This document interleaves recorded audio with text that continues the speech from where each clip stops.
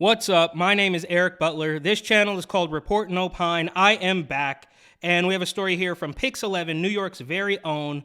Concerns about marijuana use, THC, and psychosis in teens. So this is only, 6 or 8 weeks after they celebrated. They made a whole scene about how great legal weed is. Of course, it's not really legal. It's legal for like 2 organizations in the entire state to sell, so that Governor Hochul and Eric Adams and their cronies get their cut because, of course, no blackjack, no dope deals. A nickel bag gets sold in the park, I want in. So nobody who's not authorized can, they can't sell this because we're not going to get our cut. But you two can sell it, give us half your money, it's fine, it's the greatest thing in the world.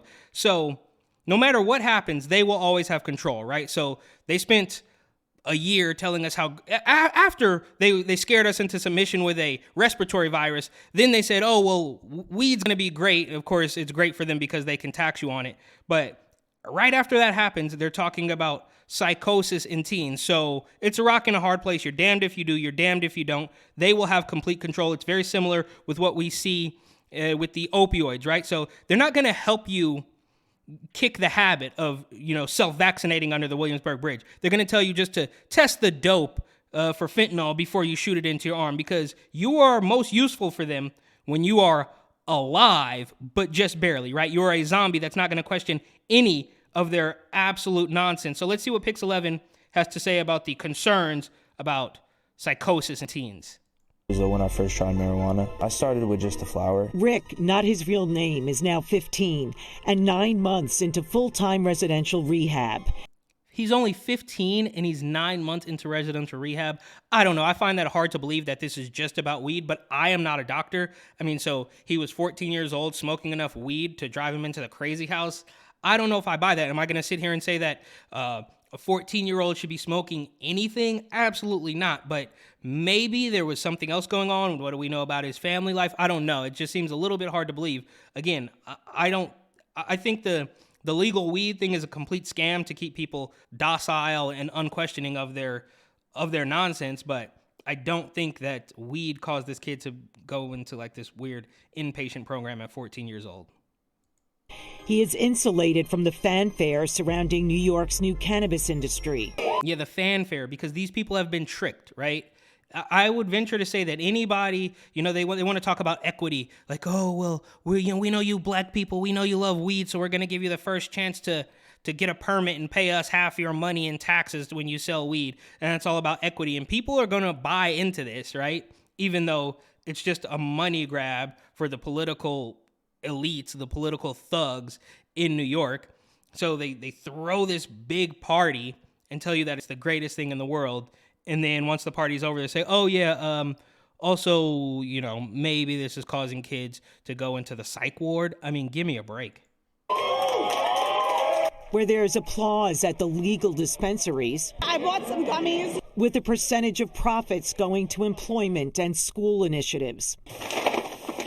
Meantime, the sheriff has been pulling weed out of illegal smoke shops. Yeah, okay, so those are illegal. You can't do that because we're not going to get our cut on that. And where's all that weed going to go? You think they're just going to throw it down the drain? You think they're going to shred it? Well, they might shred it up in a grinder and smoke it themselves.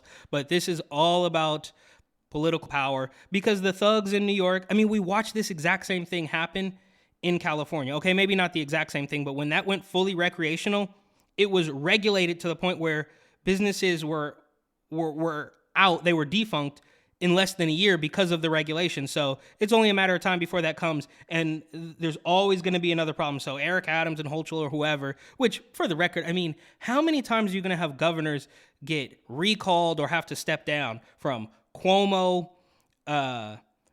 Spitzer, and Hochul's lieutenant governor all had to step down because they're absolute thugs, and they keep getting in. It's because people aren't paying attention. I'm not gonna say the F word, but something's not right there. I think if you actually go to New York, most people can see, or maybe not. I don't know. Maybe they can't.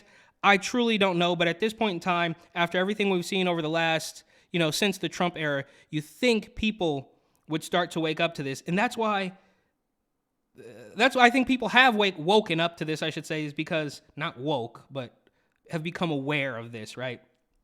And that's why you see all these articles, oh, the New York's elite are fleeing to Miami, New York's elite are fleeing to Texas or whatever it is, because anybody who goes to New York to make something happen and actually makes it happen can see exactly what's going on and has to get out of there. And the rest of the people that are left are basically just media, political elites, and people that have been in New York for generations and they're not going anywhere. So they have their base of people that will never get hip to it and continue to allow these political thugs to walk all over them. But I'm getting off track here. Let's hear more about the psychosis in teens. This bag probably weighs. Addiction counselors say we need to pull the covers off a politically sensitive topic. If we're not giving We need to pull the covers off of politically sensitive topics. Well, I think a lot of people were trying to do that for the past 3 or so years, but it was completely inappropriate. You couldn't do that. You would get canceled. Ask Don Lemon, ask Kanye West, ask Dave Chappelle. You weren't supposed to talk about anything, but now they're pretending that they want, to speak freely about sensitive topics. And we're talking about weed, which is not nearly as sensitive as any of the things that this is what an absolute joke this entire thing has become. So no matter what happens, the game is always rigged. You can't win. We're going to sell you weed and you're going to love it so you can't get off the couch. But if you do too much of it, we're going to put you in a psych ward. accurate information around the potential public health disaster that the commercialization of marijuana can be, particularly for our young people, I think we're doing not only parents, schools, but we're doing our young people a great disservice. Steve Chasman runs the Long Island Council on Alcoholism and Drug Dependence.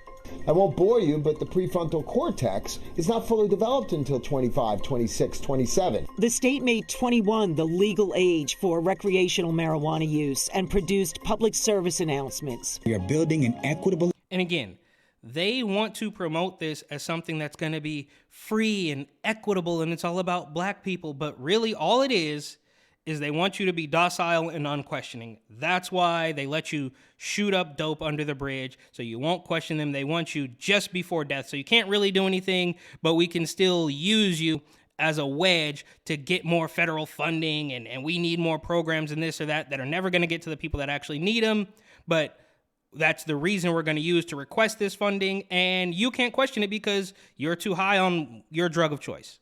Industry that invests in communities. Dashita Dawson is founding director of Cannabis NYC.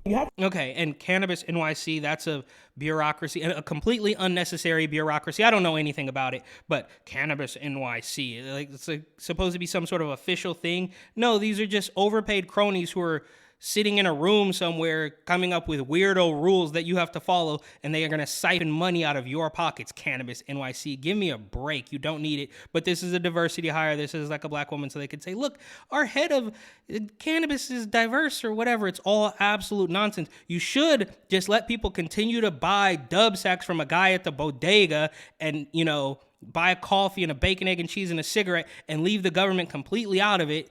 And maybe you could just... if you wanted to be nice about it, you could just say, all right, well, get out of here, and you don't arrest every single guy with a bag of weed in his pocket. Like, if you wanted to be nice about it, but they always have to take it over the edge, right? We see that with every single thing, with the climate stuff, with the Rona stuff, with the gender ideology. They take something that could possibly be, all right, you know what? You do you, I'll do me. And then they take it all the way over the edge until it's completely bastardized and it makes no sense. To mature a bit before you start to utilize really anything. I'm probably saying that for credit cards, alcohol, and cannabis. But there's a key question here. Is the focus on equity in the commercial sale of marijuana getting more attention than education about THC? Absolutely. And the impact that early use can have on adolescents and teens?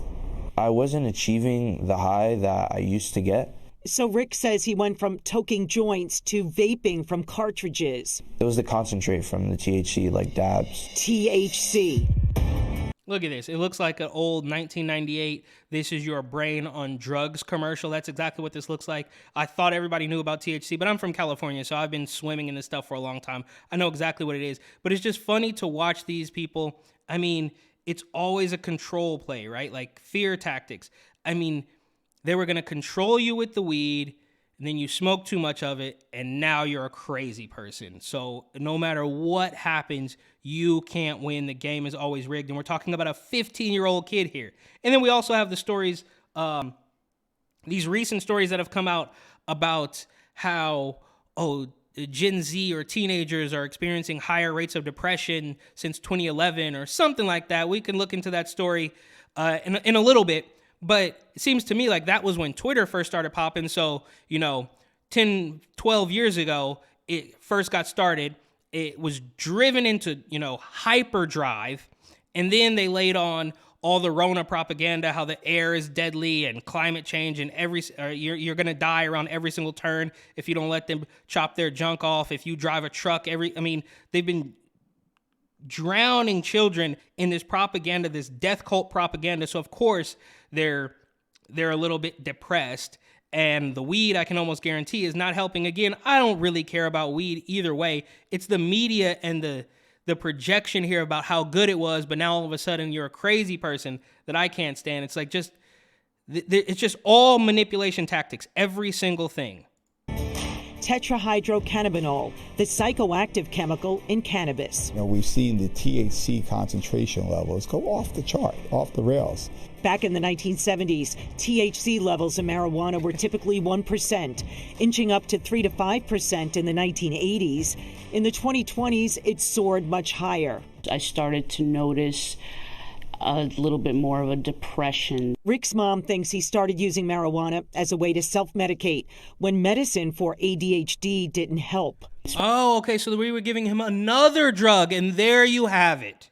There you have it. Just like I predicted, this wasn't really about weed. They diagnosed him with one of these weirdo new age diseases or whatever that every young boy probably has. They gave him some pills, that messed him up, and then he started smoking weed. So like I said, I think this is about a little bit more than weed.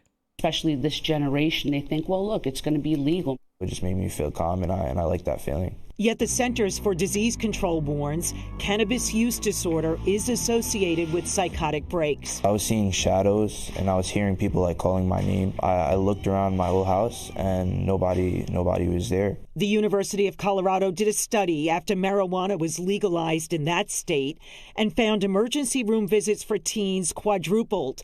Psychosis was a common symptom.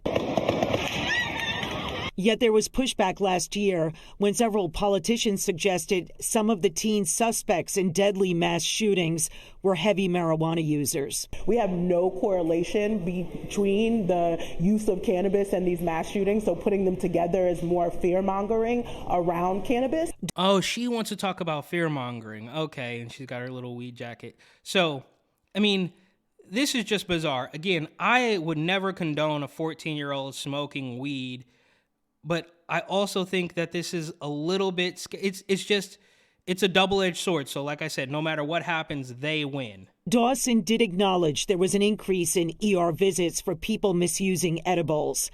And here in New York, a vaping incident nearly turned deadly at New Rochelle High School when a student accidentally ingested fentanyl. It really is an issue to see a kid go down like that in the school. Rick believes he did have breaks with reality during heavy cannabis use. He is supposed to graduate from his residential program this month. You have to learn that there's definitely an alternative. I like fashion. I like skating. I can definitely do the things that I love to do. I'm Mary Murphy, Pix 11 News. Okay, so again, I don't really have a dog in this fight, but I will say that obviously a 14-year-old shouldn't be smoking weed. The state should not be pushing it on the entire population as though it's the coolest, liberating thing when really they're just in it for money. But I also think that for them to, we saw this, didn't we see reefer madness? Of course, I didn't see it. It was before my time, but it's a very similar thing. Weed is driving people crazy. And I don't think that's true either. So my point here is, I guess, that the media is entirely corrupt. I've said that for the millionth, trillionth, billionth time or whatever it is. Anybody who's ever seen this channel or the podcast knows that that's how I feel about it. But the last thing I just wanted to connect here is this other story from NPR. The mental health of teen girls and LGBTQ plus teens has worsened since 2011. Okay, so I believe, if I'm not mistaken, that is when Twitter really got popping.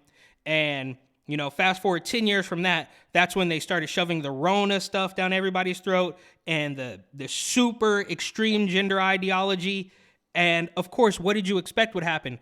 And their goal here is to turn everybody into a pharmaceutical knock, right? They want you to be a pharmaceutical drug user. So if you're transitioning, you're going to be on pharmaceuticals for the rest of your life. If you're depressed, you're going to be on pharmaceuticals for the rest of your life.